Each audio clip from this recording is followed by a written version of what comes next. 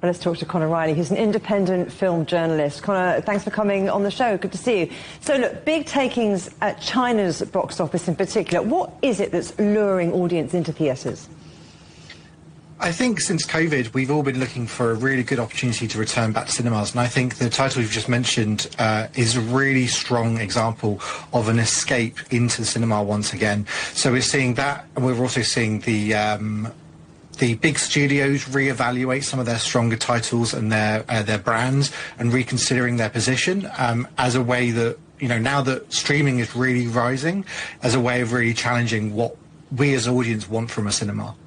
Well, you talk about re-evaluating the brand, but, you know, superhero sequels and franchises, they tend to do pretty well everywhere.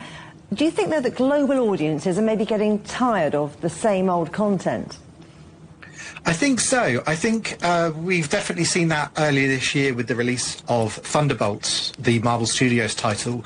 It was a different swing from the Marvel property, very tonally different, but yet underperformed at the box office. So I think there is a real oversaturation perhaps with audiences and a bit of fatigue that we're experiencing, where even though the studios are trying to reevaluate, there's a bit of hesitancy to go and see them. I do also think that there's perhaps a slight issue here with Disney having such a stronghold over streaming that audiences can just wait a month or two and it will go onto streaming, saving them that cost of cinemas, which, you know, you're missing out on that cinema experience.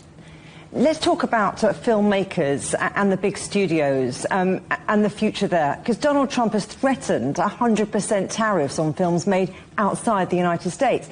And China, in response, said it might limit the number of foreign films released there. So how do you think all of that might affect the box office and the film world as a whole?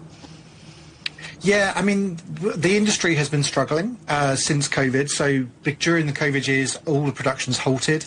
And then, as I'm sure you can remember, there were the strikes last year. So the tariffs are just another block that we're experiencing in the industry. So yes, it will have an impact, but it's nothing that we aren't prepared for because we've experienced it over the last few years.